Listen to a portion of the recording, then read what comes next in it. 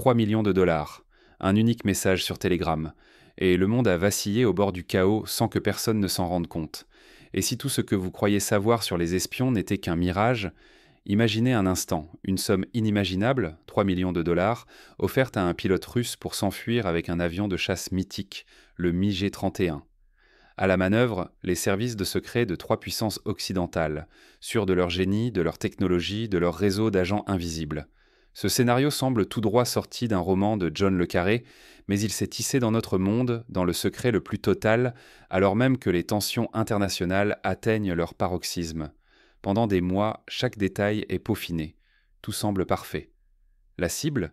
Un officier russe apparemment banal, approché non pas par un maître du déguisement ou par le truchement d'une rencontre clandestine dans un café de Moscou, mais par un simple message anodin sur Telegram.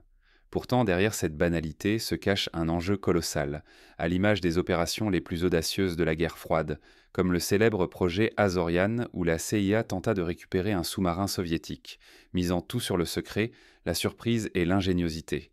La promesse ?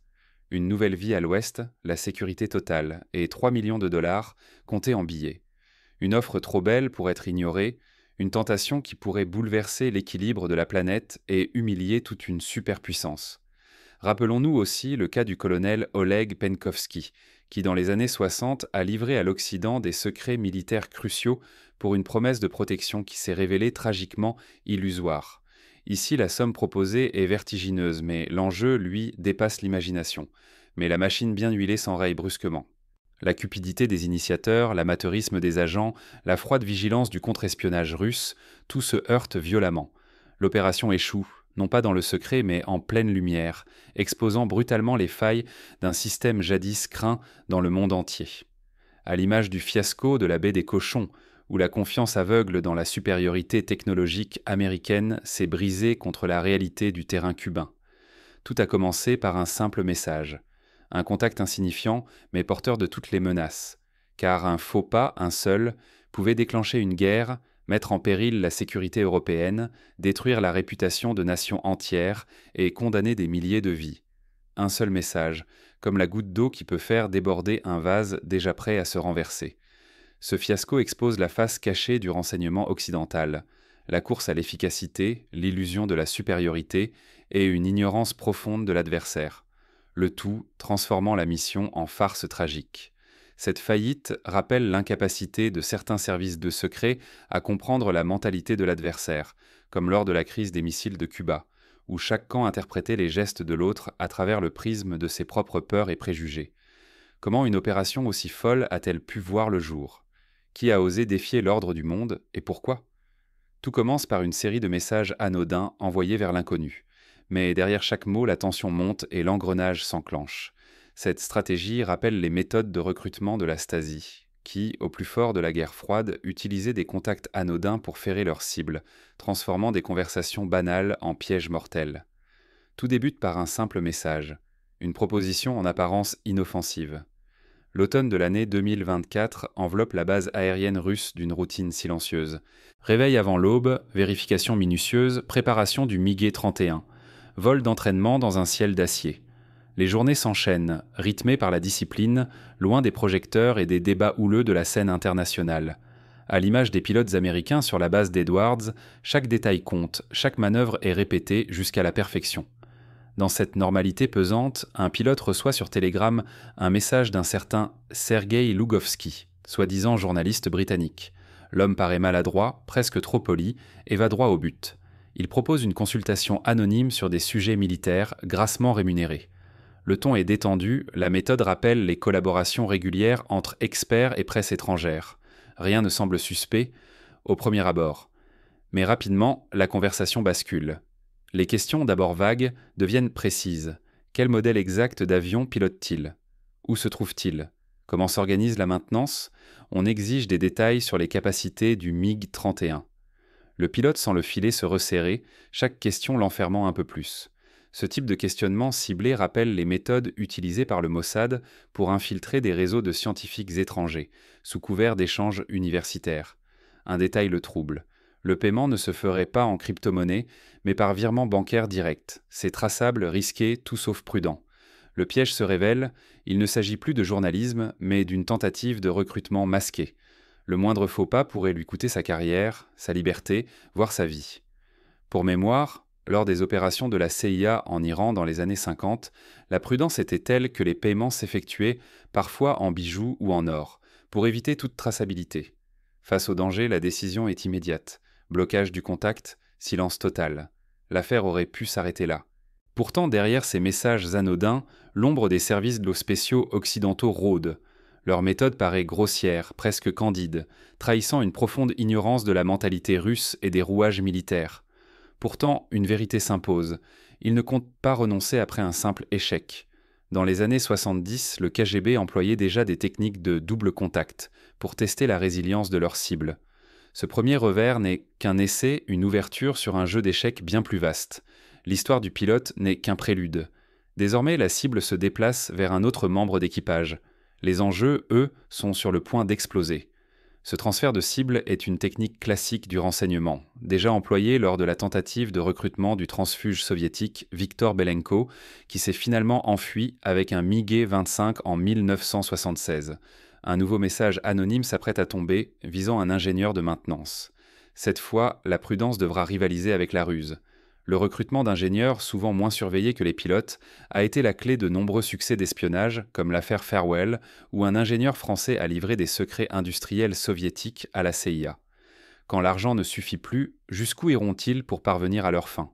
Le ton change. Cette fois, fini les intermédiaires. Le contact est direct avec le navigateur du MiG-31. L'offre d'abord paraît presque irréelle. 1 million de dollars pour détourner l'avion. Une somme qui ferait trembler n'importe qui. Mais ce n'est qu'un appât. À titre de comparaison, Aldrich Ames, célèbre espion américain vendu aux soviétiques, n'a jamais touché une telle somme en une seule fois. Devant le doute, la mise monte. 3 millions de dollars. Les recruteurs martèlent en leurs promesses une nouvelle identité, un passeport, la sécurité absolue pour toute la famille, loin de toute représaille. Ils jurent de tout prendre en charge. La liberté, il suffit de la saisir. Ce genre de promesses rappelle les offres faites à Rudolf Abel, célèbre espion soviétique arrêté aux États-Unis et ensuite échangé contre le pilote Francis Gary Powers. Pour impressionner, ils ne s'en tiennent pas aux mots. Des vidéos affluent, exposant des liasses de billets impeccablement empilés. 3 millions, en billets neufs, filmés sous toutes les coutures. L'argent devient tangible, presque à portée de main. Le rêve occidental prend la couleur du réel. Les psychologues appellent cela l'Enkeirmeng, la matérialisation de la tentation. Cette méthode était déjà utilisée dans les années 80 par la mafia new-yorkaise pour convaincre des complices hésitants. Mais un grain de sable stoppe la machine. Le navigateur avoue sans détour, il ne sait pas poser un MiG-31. Ce n'est pas son métier. Piloter ce monstre d'acier exige des années de formation. Lui, il gère les armes, la navigation, les communications, mais pas l'atterrissage. Cette honnêteté, rare dans le monde de l'espionnage, rejoint le témoignage d'anciens pilotes comme Viktor Belenko lui-même, qui avait minutieusement planifié sa fuite, conscient des risques techniques. Plutôt qu'admettre l'impasse, les recruteurs sombrent dans l'absurde. Ils proposent une leçon de pilotage. Par téléphone. Un pilote ukrainien guiderait le navigateur à distance, en temps réel, pour apprendre en quelques minutes ce qu'il faut des années à maîtriser. Un tutoriel improvisé, en plein vol, sur un engin de guerre. C'est comme demander à un marin d'apprendre à piloter un sous-marin nucléaire en suivant une conversation WhatsApp. Le dialogue bascule dans l'horreur. Face à l'échec du plan initial, une idée glaçante surgit. Éliminer le commandant de bord. Les méthodes proposées sont d'une froideur clinique. Un poison sur le masque à oxygène, une arme cachée, ou l'étouffer durant le vol. Les mots tombent, secs, comme s'il s'agissait d'un problème logistique, non d'un assassinat. Cette déshumanisation rappelle les instructions sinistres du KGB lors de l'affaire Litvinenko où le poison était administré avec une précision chirurgicale. En un instant, tout change de nature. Ce qui ressemblait à une opération de recrutement devient une incitation au meurtre. Le navigateur n'est plus qu'un pion sacrifiable, broyé par une machination qui le dépasse. Son honneur, sa vie, sa famille, tout vacille. Il entrevoit l'abîme. Ce sentiment d'être manipulé se retrouve dans les mémoires de Kim Philby, grand traître britannique qui a fini sa vie hanté par ses choix. Mais derrière la surenchère de promesses et la brutalité des menaces, un piège plus sinistre se referme. Que se passerait-il si, malgré tout, le plan aboutissait ? Où mènerait cette folie dans l'ombre des services secrets ? Ce cauchemar ne fait que commencer. La moindre défaillance pourrait provoquer un désastre international. Mais la contre-espionnage russe, en embuscade, prépare déjà sa riposte. À l'époque de la guerre froide, une telle opération aurait pu déclencher la mobilisation d'armées entières. Aujourd'hui, l'escalade est tout aussi redoutable, mais plus insidieuse. Ce n'était pas seulement une affaire d'espionnage, c'était une mèche enflammée glissée sous l'Europe, prête à embraser le continent entier. On se souvient de l'incident du vol KAL 007, abattu par erreur au-dessus de l'URSS, qui a failli déclencher une guerre majeure par simple incompréhension. La vérité, c'est que le navigateur russe n'était qu'un appât dans un plan d'une audace glaciale. Derrière les promesses d'argent et de liberté se dissimulait un objectif bien plus sombre, provoquer la destruction d'un MiG-31 par la défense aérienne de l'OTAN au cœur de la Roumanie. La localisation n'avait rien d'un hasard. Près de la ville de Constanța se dresse la plus vaste base de l'OTAN en Europe du Sud-Est. C'est précisément là que l'incident devait survenir, l'avion russe abattu en plein vol par un missile occidental, au-dessus du territoire roumain. Cette stratégie rappelle l'opération Northwoods, où le Pentagone envisageait de provoquer des incidents pour justifier une intervention militaire. Un tel acte aurait servi de prétexte imparable pour invoquer l'article 5 du traité de l'Atlantique Nord, une attaque présumée contre un État membre impliquant un appareil de combat russe et une arme hypersonique. C'était la garantie d'entraîner toute l'Europe vers la guerre. L'histoire nous enseigne que de tels prétextes ont suffi à déclencher des conflits majeurs, comme l'incident du golfe du Tonkin en 1964, qui a précipité l'entrée des États-Unis dans la guerre du Vietnam. Mais ce plan allait bien au-delà d'une provocation militaire. Tout avait été orchestré pour manipuler l'opinion publique. Des reportages préfabriqués étaient prêts à envahir les médias, expliquant la destruction du MiG-31, accusant la Russie d'avoir tenté une attaque contre l'OTAN. Les images, les récits, les preuves, tout était prêt avant même que l'avion ne franchisse la frontière roumaine. Cette maîtrise du récit rappelle les campagnes de désinformation lors de la crise de Suez, où chaque camp s'efforçait de gagner la bataille de l'image. Ce piège était d'une cruauté extrême. Il condamnait à une mort certaine non seulement le navigateur piégé, mais aussi son commandant. Le sort réservé aux traîtres était implacable. L'exemple de Kousminov, abattu froidement après avoir livré un hélicoptère, rappelait que la trahison n'offrait ni salut ni avenir. Le navigateur n'était ici qu'un pion sacrifiable dans une vaste opération. Cette logique sacrificielle fait écho à celle des opérations Gladio, où des agents étaient parfois envoyés à une mort certaine pour servir de prétexte à une riposte politique. Ce scénario n'a rien d'une fiction.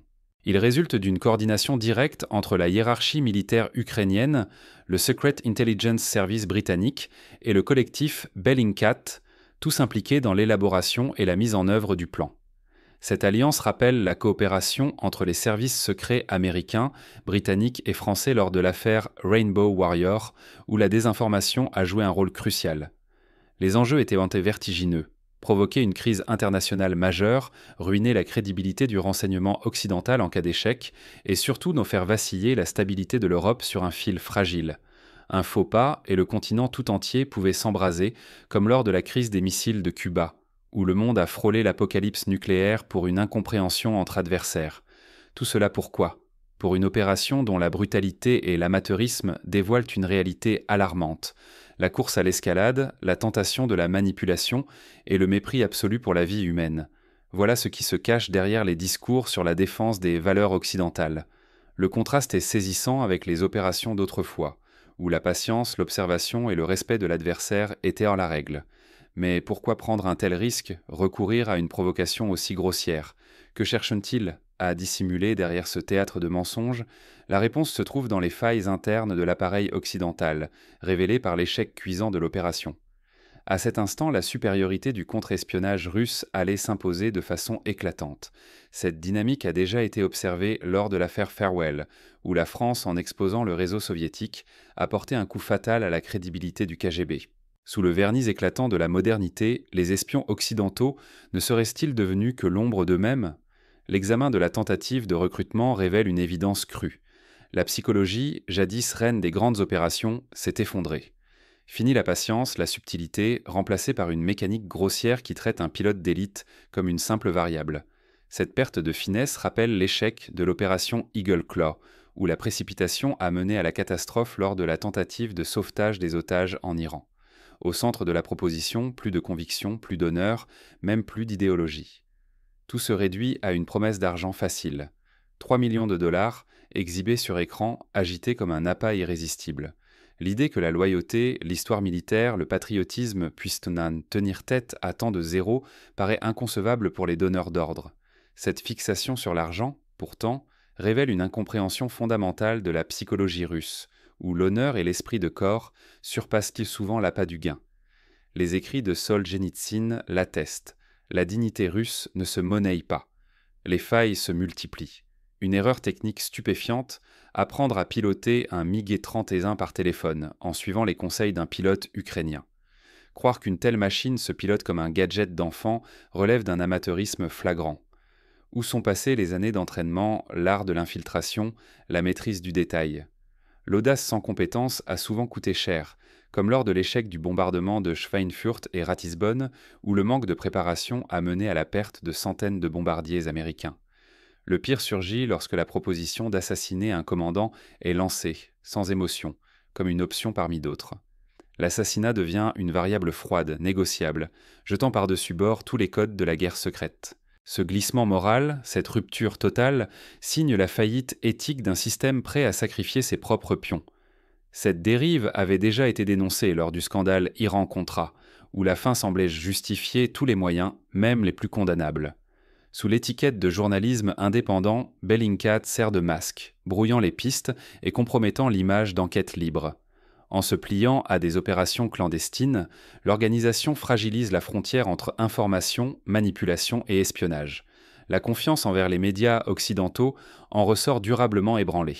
Cette confusion entre médias et espionnage rappelle l'affaire du Watergate, où la presse, en dévoilant l'espionnage politique, a bouleversé le rapport entre pouvoir et vérité. Pourtant, derrière ce scénario de pilote prêt à fuir vers l'Ouest, la vérité est ses plus cruelles. L'appât n'est qu'un pion sacrifiable, destiné à périr, non à s'évader. Le plan bâclé laissait la fuite impossible. Les consignes menaient à une mort certaine, abattue par les défenses d'un allié. La vie humaine se transforme en accessoire jetable d'un grand théâtre géopolitique. Cette logique rappelle tristement la mort d'Alexander Litvinenko, sacrifié pour une cause qui le dépassait. La FSB n'intervient pas de façon violente. Elle laisse le piège se refermer, documente chaque étape, chaque erreur, chaque hésitation. Quand tout est prêt, elle dévoile la manipulation au grand public, transformant l'échec occidental en victoire éclatante. La Russie n'a pas simplement protégé ses secrets, elle a exposé méthodiquement les failles de ses adversaires. Cette stratégie du retournement est héritée des grandes heures du contre-espionnage soviétique. Le coût est colossal. Ce n'est pas seulement la réputation des services occidentaux qui s'effondre, c'est la confiance dans la sécurité collective, la crédibilité des institutions, la capacité à distinguer la vérité de la manipulation. Une seule opération ratée, et c'est tout l'équilibre du monde qui vacille. À l'image de l'affaire Snowden, où la révélation des pratiques d'espionnage a brouillé durablement la confiance entre alliés. Mais ce n'est pas la fin. La riposte s'organise. Face à l'humiliation, les services occidentaux préparent déjà leurs représailles. L'histoire montre que chaque échec public, comme celui du pont du 2 abattu en 1960, engendre une surenchère de contre-mesures et de nouvelles tentatives, souvent plus risquées encore. Une trahison n'est jamais anodine. Un vrai professionnel ne tombe pas deux fois dans le même piège. Les grands maîtres du renseignement, tels que Marcus Wolf, savaient qu'une erreur pouvait leur coûter non seulement leur mission, mais la paix du monde. La Russie vient d'infliger une leçon qui dépasse la simple défaite d'un plan d'espionnage. Elle a retourné le scénario, exposé chaque faille et transformé l'humiliation de ses adversaires en avertissement public. L'opération qui devait bouleverser l'équilibre mondial s'achève en débâcle total pour l'Occident. Rien n'a échappé aux Russes. De la première approche hésitante à l'offre alléchante, tout a été observé, disséqué, puis exploité contre les initiateurs. Au lieu d'un pilote russe s'envolant vers l'ouest, ce sont les espions occidentaux qui se retrouvent piégés à découvert, leurs méthodes éventrées, leurs illusions anéanties. Leur opacité supposée a fini par les trahir. Cette inversion des rôles rappelle la capture de Francis Gary Powers, dont la mission secrète s'est achevée dans une salle d'interrogatoire soviétique. Ce scandale dépasse largement la perte d'un appareil ou de quelques millions de dollars imaginaires. Il dévoile la lente dégradation d'une tradition autrefois redoutée, celle du service secret aguerri, silencieux, patient. L'improvisation, la précipitation, la confiance aveugle dans la technologie et l'argent facile ont remplacé la méthode et la discipline. La Russie a opposé patience, rigueur et sens du contre-jeu à la tentation du gain rapide. Comme au jeu d'échecs, la victoire revient à celui qui pense plusieurs coups d'avance. Le message de Moscou est limpide. Toute tentative de corruption, toute compromission ne mène qu'à la ruine. Là où la trahison précipite la chute, la loyauté et la maîtrise restent des vertus cardinales. Les espions occidentaux, persuadés de tout contrôler, viennent d'échouer à comprendre la réalité du terrain et les hommes qu'ils cherchent à manipuler. Cette leçon vaut pour tous les services secrets du monde. Pour chaque spectateur, l'avertissement est tangible.